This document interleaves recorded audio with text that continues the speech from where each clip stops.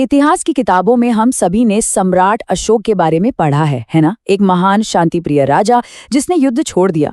लेकिन क्या हो अगर ये पूरी कहानी का सिर्फ एक हिस्सा हो? आज के इस विश्लेषण में हम उस सर्वमान्य ऐतिहासिक छवि से हटकर एक ऐसे खौफनाक रहस्य की गहराई में उतरने वाले हैं जो सदियों से अंधेरे में छिपा है। हम बात कर रहे हैं एक बेहद गुप्त संगठन की, द 9 अननोन मेन या 9 अज्ञात लोग। कहा जाता है कि इसे खुद अशोक ने बनाया था।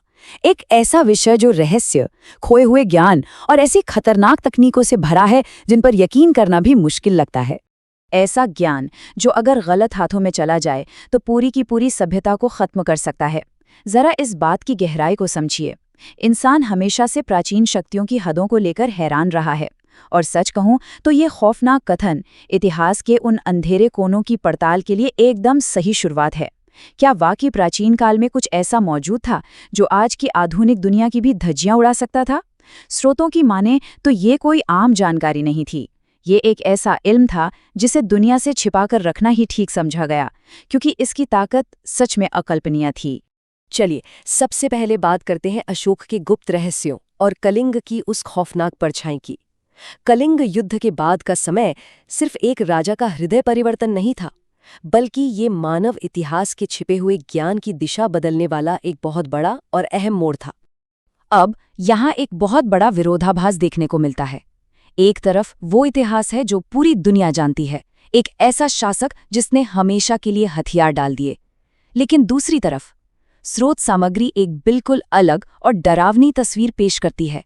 एक ऐसा शासक जो एक विनाशकारी रहस्य को दुनिया की नज़रों से हमेशा के लिए कैद कर देने के लिए तड़प रहा था। उसे एहसास हो गया था कि कुछ ताकतें इंसानियत के हाथ लगने के लिए बनी ही नहीं है।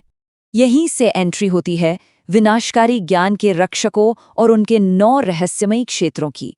इस खतरे का लेवल समझने के लिए हमें अशोक द्वारा चुने गए उन 9 बेहद खास लोगों की अफवाहों को डिकोड करना होगा जिन्हें ये जिम्मेदारी सौंपी गई थी। स्रोतों के मुताबिक इस गुप्त संगठन के पहले रक्षक के पास युद्ध और सभ्यताओं को जड़ से मिटाने का पूरा ज्ञान था। सोचकर देखिए, एक ऐसी जानकारी जो किसी भी सेना या किसी भी बड़े साम्राज्य को पलक झपकते ही राख कर सकती थी। और हम यहाँ सिर्फ तलवारों या तीरों की बात नहीं कर रहे हैं, बल्कि शायद ऐसे हथियारों की जो एक ही झटके में बड़े पैमाने पर तबाही मचाने की ताकत रखते थे। और अगर आपको लगता है कि वो भयानक था, तो जरा ये सुनिए। दूसरा क्षेत्र इस खतरे को सीधे दिमाग तक ले गया।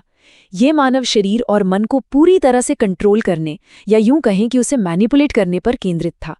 मतलब सिर्फ शारीरिक रूप से नुकसान पहुंचाना नहीं, बल्कि किसी इंसान के विचारों, उसके दिमाग और उसकी चेतना को हाईजैक कर लेना। सच में ये किसी भी भौतिक हथियार से कहीं ज्यादा खतरनाक है। अब इस संगठन की सोच का अंदाजा लगाइए। तीसरे रक्षक के बारे में कहा जाता है कि उसके पास गुरुत्वाकर्षण और अदृश्य ऊर्जा जैसी शक्तियों की पूरी चाबी थी, और वो भी तब जब आधुनिक विज्ञान का नामो निशान तक नहीं था।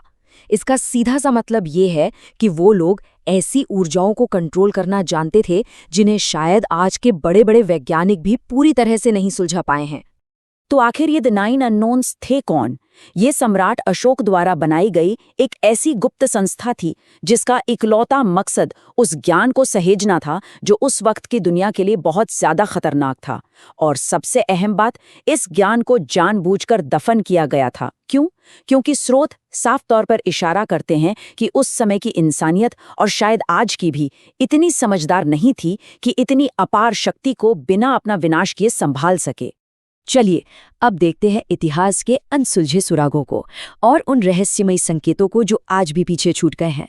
कितने साम्राज्य मिट गए, अनगिनत सभ्यताएं खाक हो गईं, लेकिन ये देखना बहुत दिलचस्प है कि ये खौफनाक कानाफूसियां समय की मार झेलने के बाद भी कैसे जिंदा रहीं।